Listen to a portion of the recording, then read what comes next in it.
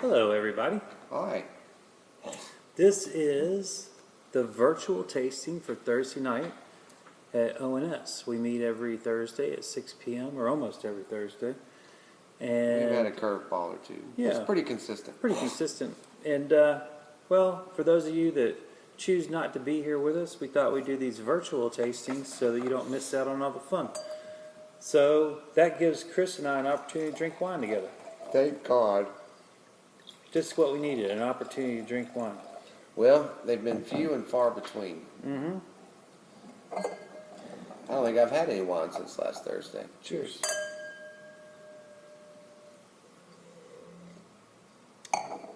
Well, we try to select wines from all over the world, and obviously we are a winery here, and we make our own wines. We also like to share the wines of the world. If you don't know, Chef Chris has a chef's table every Friday and Saturday for the most part, and we pair international wines with those meals.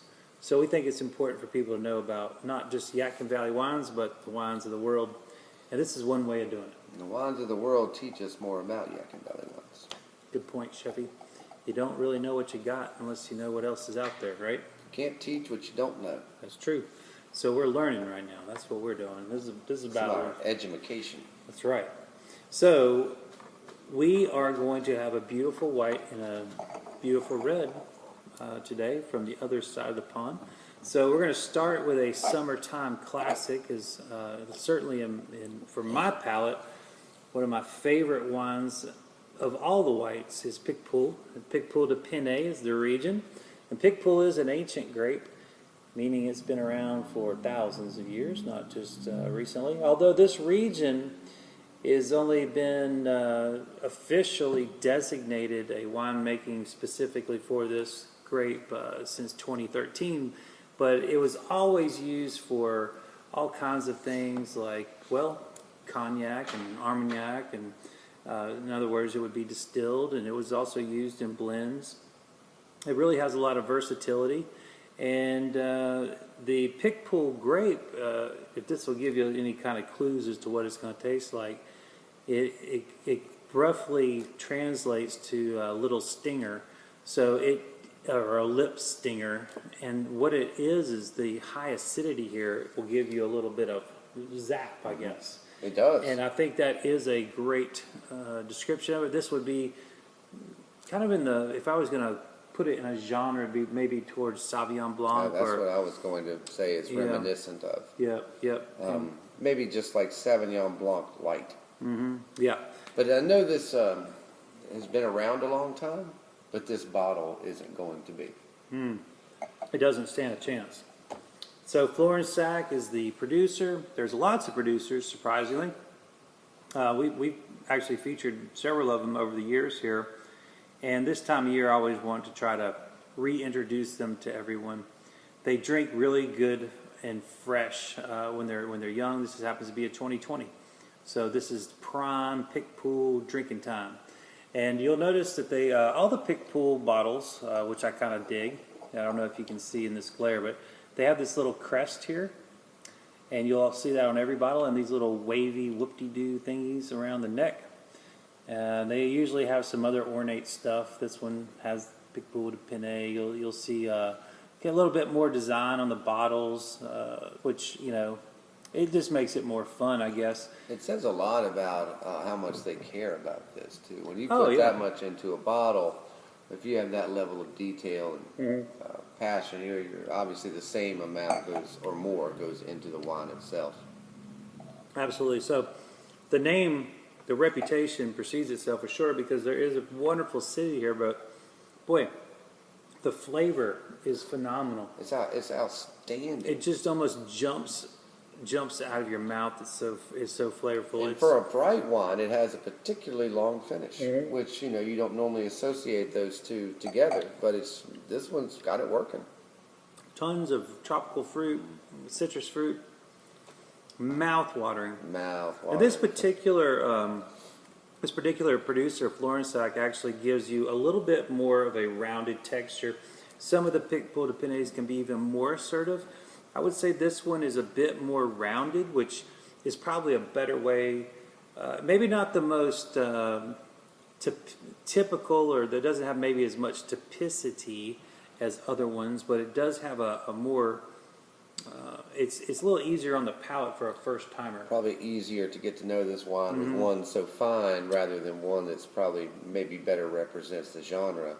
But boy, oh boy, this is a fine wine. Yes, and I think there's so much you can do with this. Well, obviously, you can just sit around and drink it. That was where I was going. Right. Yeah.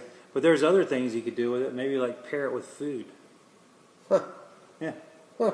Well, I personally think, if you have any kind of rich or fatty anything, this would go great. So your cheeses would I would say pretty much across the board would work with this. I couldn't imagine a cheese that wouldn't work with that.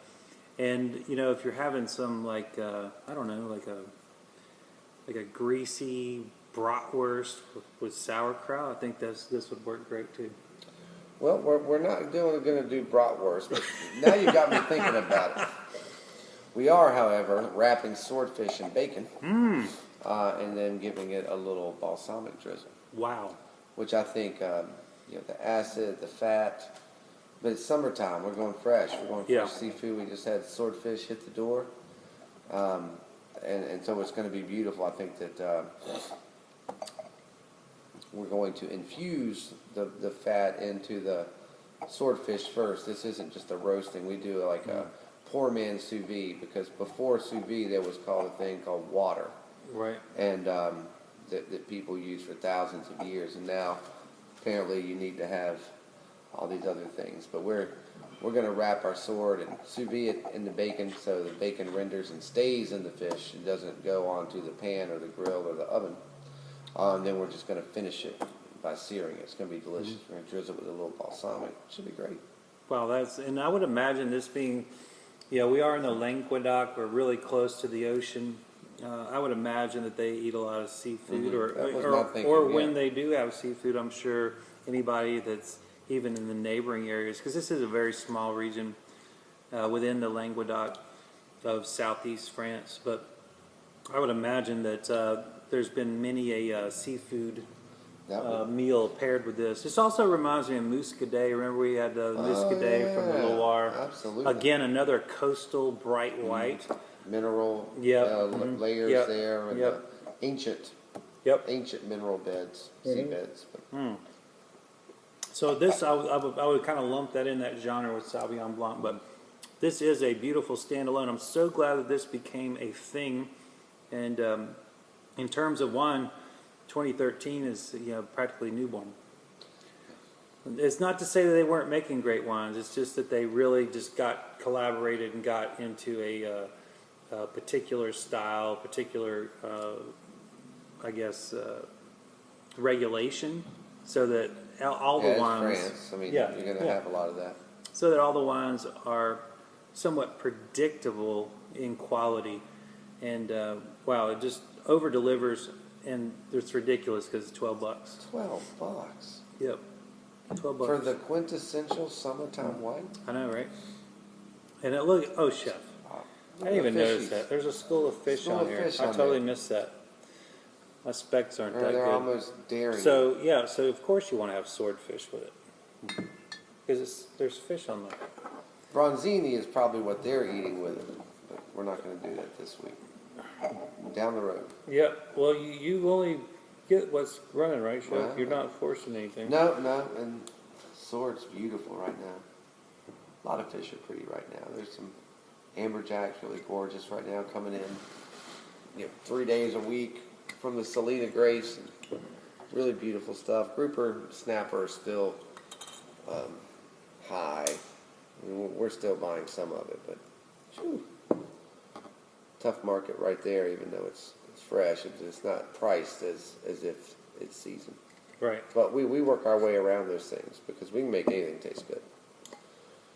So we don't have to necessarily have you don't have to have a certain ingredient. A certain fish, and fishes. We can work around that. Boy, how pretty was that redfish last week, that wild redfish. That was really nice. Gorgeous. And that at the chef's table was probably the most popular dish of the night. A lot of people commenting on it. Yeah. That was another great weekend at the chef's table. both nights, big groups. Yeah, well, I think there was a lot of people in town for July 4th, and they wanted to celebrate. We had a couple come up from Miami on a referral. We had served them several months ago. They went back to Miami, told another couple, "Hey, you need to go up to Mount Airy because you can't find a good restaurant Right, in Miami." or anywhere between there and here.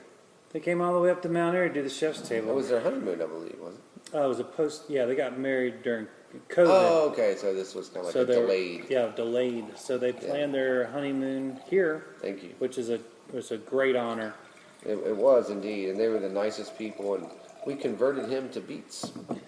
That's He right. pulled me aside and said that he despised beets, and it was disappointing when he saw that, and he said it was one of his favorite things on the whole menu. And now we do that a lot. We like to convert people with things that they associate with many moons ago. I think a lot of people hate beets because of pickled beets and that sort of thing. I We agree. wouldn't.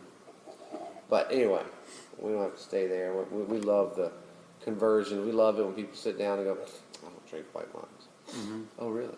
Yeah. Guess what? Yep. Now you do.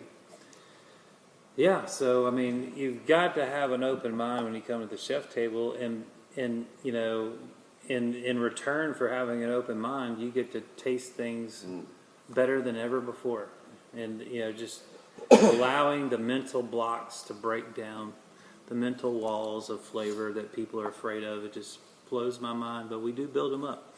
So, that's why I tell people that you have to taste all the wines, try all the wines, taste all the food, try all the food, because you never know. We can't do it all. Yeah, Y'all we're have to we're doing our participate. part. Y'all Yeah, got to help. yeah. That's for sure. So this is a big jump to a big red from that really assertive white. This is an offering from Borsal, which is Chef Chris has probably in his own lifetime consumed a truckload of their products. Well, and I'm still waiting on them to send me a complimentary case of something for all my value and support of their portfolio. That's right.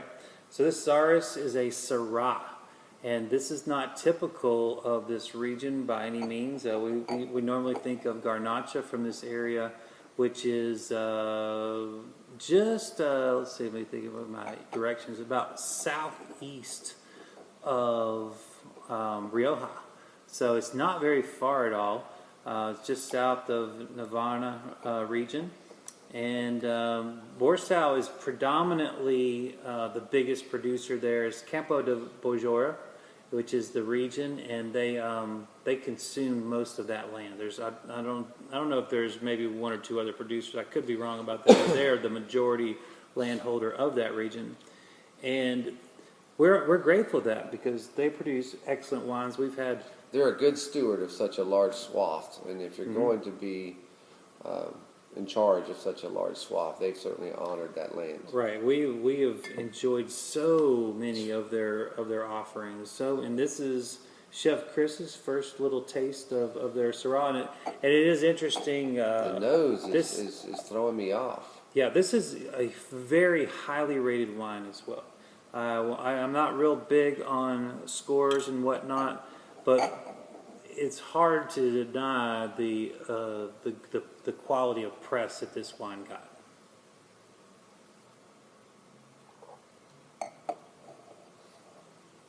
I see why. I thought you might like this one. That first sip was a little threw me off. That first hit, I was like, it's a little watery, and then it hits the back. But that color, look at this color! Holy cow, it's gorgeous. Yeah, I mean, this is. You would not fail this in a blind test. This is Syrah.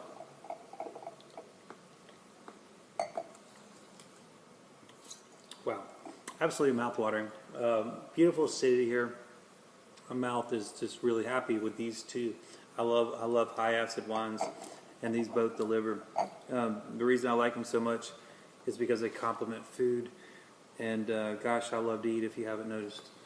Well, we're good at it. Mm-hmm. This you can really taste the intensity of the sun of Spain here. Syrah really does show sunshine, and here you get a lot of. Well, first of all, I want to note there's plenty of spice in here, Tons, and there's plenty of vanilla, and the fruit here it's a very full fruit, but it also has a very roasted raisiny fruit to it, although it being very fresh at the same time. And you wouldn't think of a roasted blue fruit, but I'm getting roasted blue. I totally agree with you, Chef. It's all over it, and it is so. The second sip, the third sip, it keeps getting better and changing. The flavor compounds. It is dry, but it's so incredibly fruity. It's luscious. It's luscious. Dry and luscious. I mean, it doesn't taste like a Petit Syrah that's overly fruity. It's got just enough fruit to make it luscious. But I mean, it is certainly dry and a big finish on this, big linger. It's not going anywhere. Wow. That's outstanding. There's some beautiful pepper in here as well. The alcohol is through the roof. Fitting? 15, but I bet it's more. Probably. Yeah, but I mean, it is, and I'm not saying this in a negative way, but it's strong. It's strong. It is strong. In a good way. I mean, and especially with the dried fruit, the roasted fruit, it's almost tasting fortified strong because of the flavor profile and the high alcohol. It's almost giving you a little bit of that fortified flavor profile to it. Boy, oh boy, what a wine! That is a mouthful, so to speak. Absolutely. What could you throw at that? I mean, I'm thinking, cheeses would work. Cheeses would work, but we're going summertime here because everybody's grilling out. It's that time of year, and so we're doing kebabs with this. Oh, cool. So I've got soy marinated chicken and vegetables. We just got a bounty in from Minglewood today. We have eggplant, we have squash. So we're going to do that with our marinated chicken, and we're going to put this over a little Carolina Gold. Nice. The Tidewater rice with lots of almonds and herbs and a little cheese on that to bind the rice together. I think it's going to be glorious. We're going to get some good caramelization on these. It's going to give us a depth of flavor that just grilling wouldn't do. The marinade's really going to go a long way with that. And I think it's going to be just a perfect match, and it's not going to overpower. We don't really want to do a stew, in the middle of July. So we do, even though the wine is big, we want big flavors, but we do want to keep going. So we don't want to fall asleep after dinner. So I think it's going to work. I love it. If it doesn't, that's okay. Yeah, we're on the other side of July 4th, and I think everybody's hot dogged themselves to death. I know I did. Oh, me and you both, brother. And but I don't regret it. No, not at all. I missed hot dogs. Yeah. Well, now it's time for some nutrients, and I think some vegetables and some healthier starches that don't involve potato chips. I had a lot of potato chips over the last couple of days. I had popcorn for dinner last night. Well, I mean, we had an early dinner. We did veggies and a salad, and then you were hungry later. And I was chowing on the popcorn later on. Miss Wishart loves to eat popcorn. I mean, it's a vegetable, right? It is a fine one at that. Yeah. So I think you're on point there, Chef. And I think when you get into the grilled aspect of the kebab, I think the Syrah is you're gonna really like that a lot. I always get that kind of roastiness from Syrah, and I think that goes well with the roasted / grilled veggies. Well, I do too, and I think that the soy and the ginger and the garlic are going to caramelize well and really intensify that. I think it's going to be a real winner. And I thought about doing beef with this, but of course I am blind tasting this also. So didn't really get so I kind of had something in mind before tasting the wine. I could interchange this with beef, and I might. Yeah. But I really had chicken and veg on my mind right now, and but it's pretty big. We may end up throwing some beef scraps instead of the chicken, or maybe both. Yeah. Well, we always talk about cooked Rhone type wines with roast chicken and stuff like that. So, a lot of people think, chicken white wine. I don't. I find that particularly when you get into some flame-kissed chicken or roasted chicken. I prefer red with them. I do too, especially with the eggplant and the squash, tomatoes and the peppers. I mean, that is to me is red wine territory. Oh yeah, it's almost like ratatouille on a stick. That's exactly right. Especially with the char and the garlic. You know, we'll see how it goes. I may do one of each, and we'll see which one stands up. Which means we'll have to drink some more, because you want to be sure. Well, what I failed to mention about how fresh this is, even though, I was describing it as kind of raisin fruit, that is not an indication of age, in my opinion. That's an indication of the life cycle the grape had on the vine. Now, because to me, this still tastes very fresh. Well, it's like you were saying. It's more of an indicator of its time in the sun. Right. But with that being said, this is a 2016. This is 5 years old. Yep. So it's crazy to me how well this has held its freshness. And, the fruit is really popping. And you always tell people that that's the first thing that goes on a wine as it ages is the fresh fruit components. And it's hard to explain here, but it is still very fresh, but it is at the same time raisined. I don't know. You'll understand after your first couple of sips. Once you drink it, because it is a hard wine to articulate, because it's not like anything you're used to having. An aged Shiraz is not supposed to be this bright. It's certainly, again, we're not used to this varietal from this region. There's just a lot of different things that are competing and complementing all at the same time, and it's not an easy wine to talk about. I think the high acidity and the high alcohol have helped preserve it. Sure. Yeah, that's no doubt. I think those are two key components here. It is a dry wine, but I would not necessarily say it's a tannic wine. I wouldn't say it's tannic either. I think the fruit is it drives it. Yeah, it's certainly fruit driven, but it is a long finish. It just doesn't have that tannic finish. I mean, it's just a well-structured wine without a big tannin profile. Right, and both of these wines have very long finishes, and we always say that it's not the price of a wine that makes it great. It's that complete, great flavor in the front, the middle, the end, and then the finish. Really a four-part series, if you will. And if it hits all four of those, I don't care if it's $5 or $500.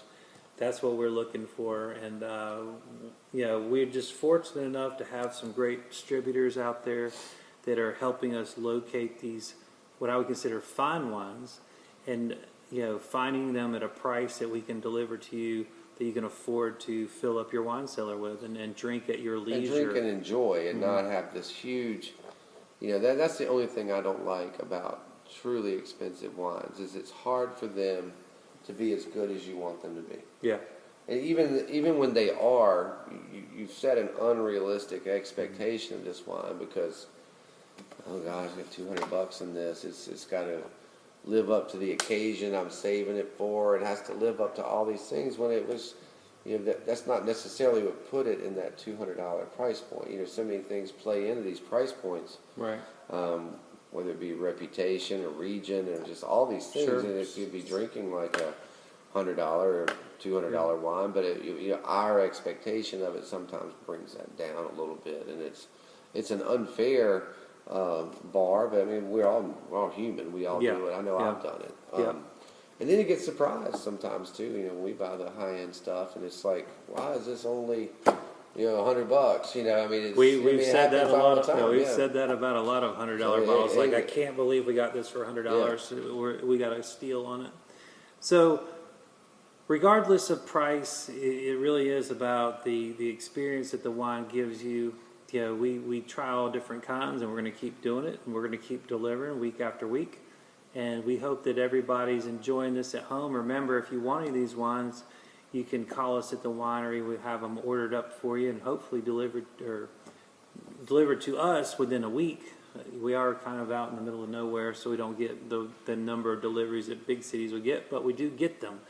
And it's about once a week. So we're happy to do it, and we look forward to seeing you next time with 2 more wines. Well, once again, you've brought the thunder here. I mean, the extreme quality to price ratios again over the top. Beautiful.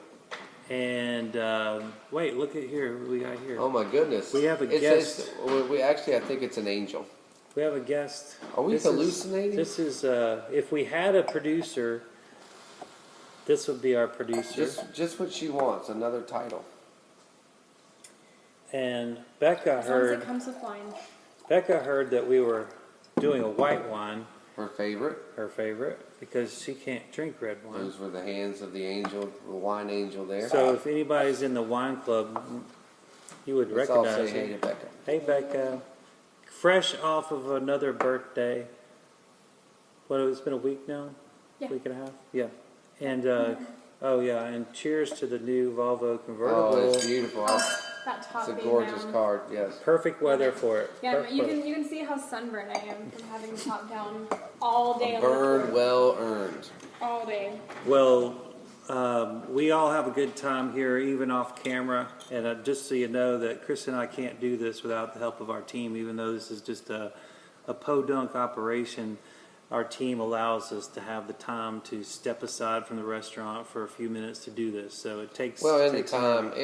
I mean, it may not seem like it, but the time that goes into preparing for this. You know, you're tasting and tasting and tasting, and I'm putting together and putting together. So a lot goes on behind the scenes before we even get here. And of course, our amazing staff allows us time for our creative side, not just the work side. That's right. Yep. So until we meet again, we'll catch you next time. Gosh. Oh, heads up, if you're planning on coming to lunch next week, we are closed Tuesday and Wednesday. Yep. So you'll want to make your lunch plans for Thursday, Friday, or Saturday next week. Some of us need a little time off, a little breather in a long stretch, and some of us don't. So we've got little projects going on around here. But regardless, we're going to give the building and our staff a little break, well-deserved break, and we'll look forward to seeing you on Thursday of next week. We're open all week this week, of course, this weekend. All right. We'll catch you on the flip. See ya.